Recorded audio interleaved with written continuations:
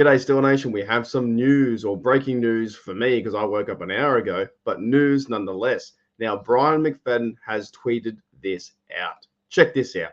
So I retweeted and said, BMAC.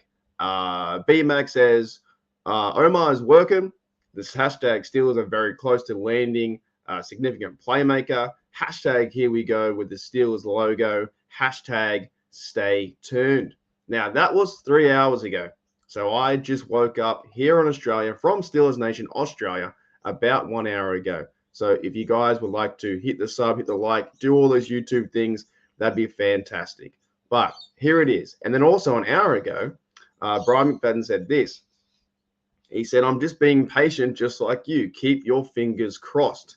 Now, normally with these kind of tweets, I would tear them apart as a rumor, speculation, like all that kind of crap. But when it comes from a person like BMAC, who has played for the Steelers for many years, won Super Bowls, he's now doing podcasting with Patrick Peterson. He's got connections all over the shop. I'm sure he probably still talks to, Mike Tomlin or guys in the office, or even maybe reached out to Omar Khan. I'm sure he has, and he's been on CBS. He's in the picture. BMAC is in the picture in terms of getting information, sources, all those kind of things, reporting on the Steelers and reporting on the NFL. So when I see tweets like this, I trust it. I do trust it. And it does seem like that the Steelers are going to be landing a playmaker. Now, is this playmaker going to be, is it leading up towards saying that Patrick Peterson is signing back to a 1-year deal? But however, on the flip side, and I think the more logical side from this tweet, when he says playmaker, I think of receiver.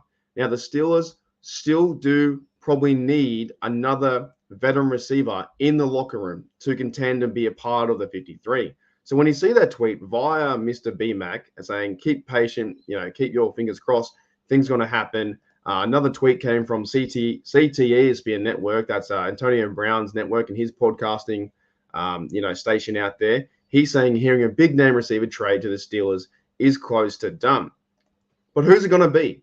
The one first thought I thought about was, look, it could be Brandon Aiyuk. If they were to get Brandon Aiyuk, Omar Khan, after a great draft, get Aiyuk in the building for some draft capitals, draft picks next year, and he's in the building with this team would go on a run to be a playoff caliber team and win the division, all those kind of things. With Russell Wilson, Fields, I reckon with a good O-line, when they're building with a draft, they would be a team, I think, that hopefully that would play up to their ability and win some games. Now, it could be Aiyuk. I think it's going to be honest, to give away my secret, I think it's going to be Courtland Sutton. I think he's going to be the guy that's getting this deal, tweeted via BMAC. So put that on record. And most times I'm wrong. Dead set, most times I'm wrong. But I think Courtland Sutton, he had his connection from Denver. Russell Wilson was there 2 years with him. Last year, he had his best year, getting 10 TDs. And how many yards? I just had it up there before. 10 TDs in 2023, 772 yards, and he had 59 catches.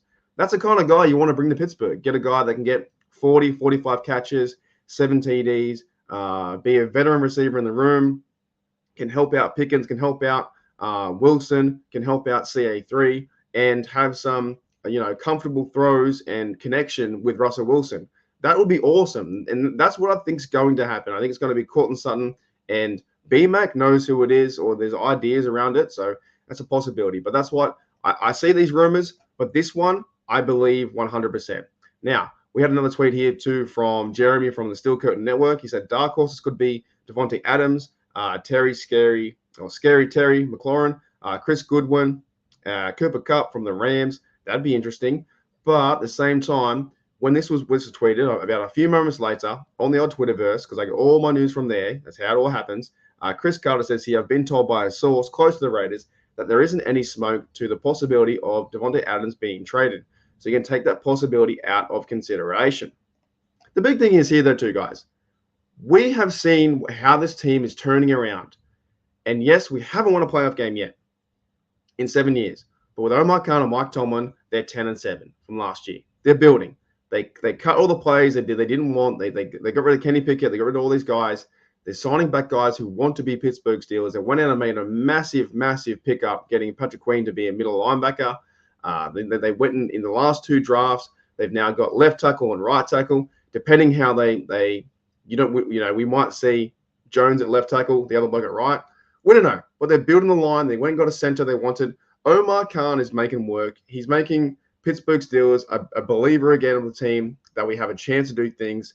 And at the same time, I think when players are coming to the organization, they see what they're building here in terms of being a playoff caliber team. And we're getting back to that Steel mentality of winning championships. Hopefully, right? So I do respect this tweet from Brian McFadden saying Omar is working, and he's never not working. Even with the draft, he let everything fall towards him, got the players we needed at certain positions, went and got the receiver, went and got a linebacker. Yes, he's got problems with having no ACL, but that's not going to slow him down. I've seen the highlights. I've seen the way he talks. I think he'll be fine in a rotational piece in the defense once hopefully Holcomb comes back. And if he doesn't come back, you still got Roberts and Queen fighting together. So Omar Khan is doing just team building things that make sense for this team to get us back that physicality way. Really, that's really what he's doing. If they were to bring in another receiver to be a vet guy going into his locker room, going into this season, linking up with Minka, TJ Cam, all these guys who want to win something, the Steelers could go on a run and win it. We're not just one playoff game, but a few. And they need to do that. It's going to be one of the hardest schedules, I think, in the NFL, but that's what they need next. So turn around and see what happens in the next few, hopefully, hours, because when B-Mac says I'm being impatient like you, keep your fingers crossed. If it does happen today, I will go live straight away to talk about whoever got traded, picked up, or signed by Omar Khan. But there's one thing I've been realizing over the last few years with Omar Khan and Andy White, or the whole organization, is it's different. They're getting back that Steeler culture. They went and signed a bloke, Zach Fraser, from the draft. He's a wrestler. They got Keanu Benton as a wrestler. They're getting Steeler guys who want to be there, who are happy to be there, like Nate Herbig. Anyways, guys, make sure you keep around on your toes and on the Twitterverse and see what happens. I feel like something's going to happen with Courtland Sutton, and he's going to be a Pittsburgh Steeler. I'll see you later.